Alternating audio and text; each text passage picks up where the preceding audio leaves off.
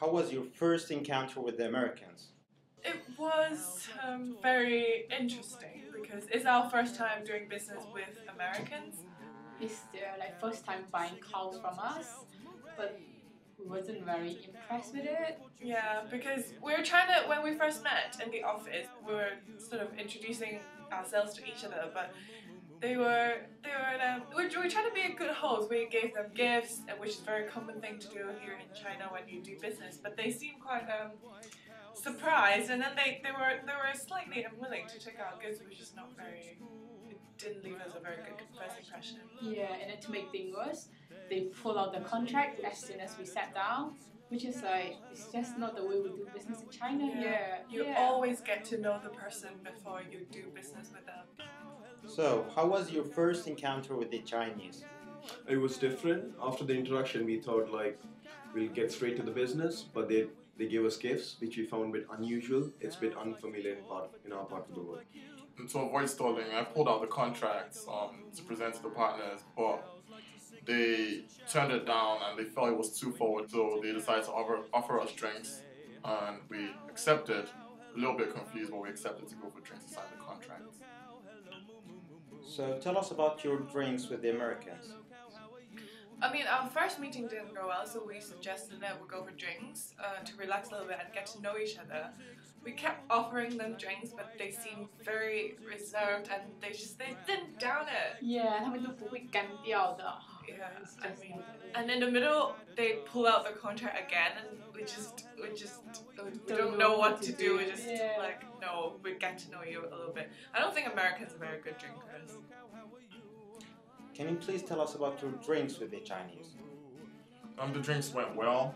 We went in there with a mind frame to stay focused and get the job done. We planned to stay sober and just work through the whole thing, but still have fun. And Chinese people, on the other hand, ordering drinks, drinking recklessly. We thought they've actually forgotten what was the purpose of the meeting. At this point, when I noticed the Chinese getting drunk, we pulled out the contract and offered it to them. To our surprise, they actually put the contract on the side. At this point, our frustration was at the limit, and we were really upset.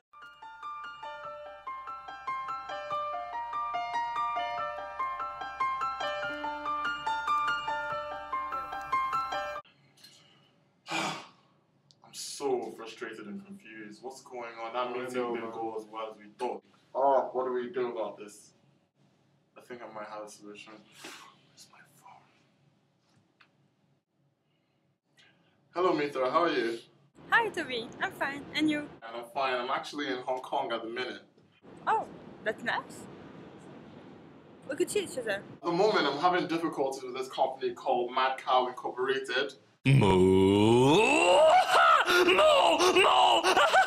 Moo! Moo! I like this moo! Moo! Okay, because actually I have some friends in this company, so maybe I can help you. I can probably call one of my close friends who is there, and I can see what I can do, and I can get back to you. Yeah. That would be fantastic. That would be great. Thank you. Thank you. Bye. So, how did the second meeting go?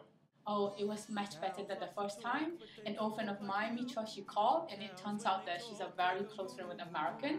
So we agreed to help since we have to respect her. Yeah, 给面子的。对呀，一定要给面子的。Yeah, so we started negotiating a deal, and it turned out that Americans, their cows are all crazy like them, and they had mad cow disease problems. So and then they asked us for genetically modified cows. We're developing that technology. We are not quite there yet, but we agreed on the deal because we thought that we can definitely deliver that. I think we understood the person, the Chinese culture and the way of doing the business this time. It was much better, and due to Toby's friend Mitra, isn't it? So it was much better. So, Mitra's presence was able to build a relationship bridge, and this I felt was advantageous to us. I think the meeting went at a good pace, and we were much more comfortable this time talking about personal experience, and understood next time we come to doing a business this time we would be more open. To add to that, it was evident that the partners' minds were at ease. They felt more comfortable, and they were more open to discussing the actual business contracts this time around. When we consider what happened between the Americans and the Chinese, we realize that there are two important lessons to draw here. The first lesson is that you should always be prepared. For instance, the Chinese approach business in a different way than the Americans. They want to get to know the person before doing business with, while the Americans want to get the contract done as soon as possible.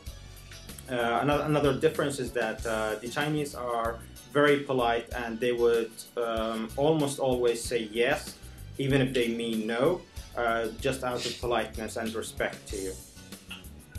The second lesson is that you need to learn how different cultures operate. For instance, in China, the concept of guanxi is more important than contracts.